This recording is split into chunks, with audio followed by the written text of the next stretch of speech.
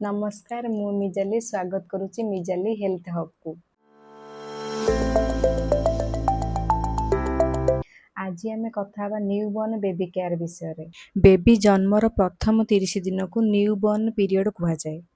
यही समय रे बेबी बहुत डेलिकेट थाए। पेरेंट्स माने भी बहुत डाउट रे थांती। बहुत लोग पचारती बेबी को केमिति मिल्क पियाइबे, बेबी को केमिति धरिबे, बेबी को केबे बात कराइबे, बेबी कांदिले कौन करिवे, बेबी को केबे डॉक्टर देखाइबे। तो आज मु न्यूबॉर्न बेबी केयर विषय रे step by step simple language रे बुझेबी।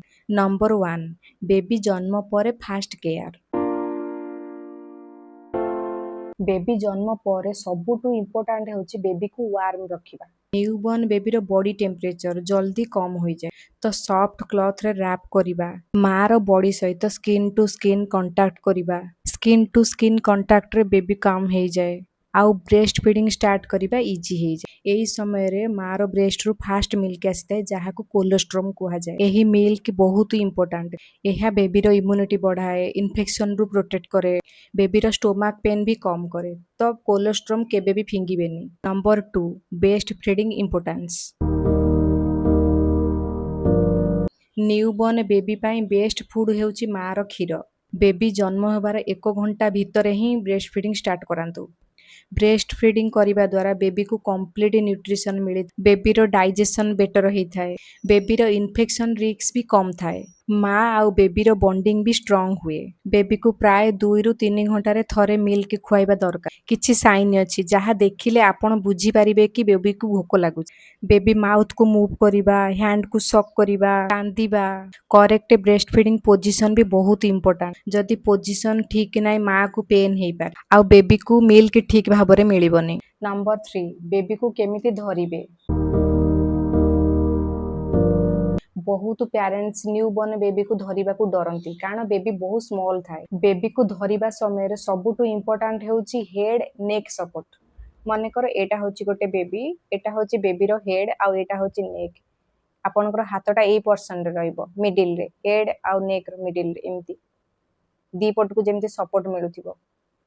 आ गोटे हाथ रहइबो एठी बेबी रो हिप रो तळे लाइक दिस। बेबी को झटकारे मूव करिवेनी। बेबी रो बोन आउ मसल एई समय बहुत सॉफ्ट थाए तो केयरफुल हेबा दरकार। Number 4 baby bath guide.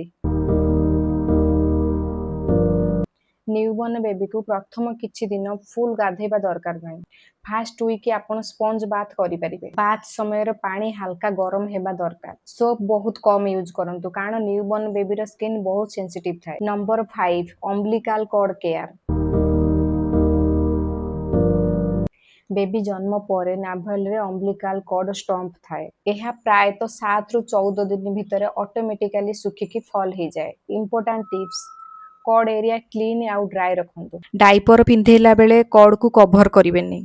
पानी लागिले क्लीन क्लॉथ रे ड्राई करंतु। जदी redness, swelling, foul smell, pus माने पुज ए सब सिम्पटम जदि देखा जाउची तो तुरंत डॉक्टर को देखांतु। नंबर 6 न्यूबॉर्न बेबी प्राय तो 16 रु 18 घंटा स्लीप करि थाए। बेबी को सुआइबा समय रे सब बेले बेबी को बैक साइड रे सुआंतु माने एमिति एमती। बेबी रो फेस ऊपर को रहिबो आ बेबी रो फेस को केबे कपड़ा रे कवर करिवेनी। ए पोजीशन बेबी पाई सेफ। नंबर 7 बेबी कांदिले कोन करिवे।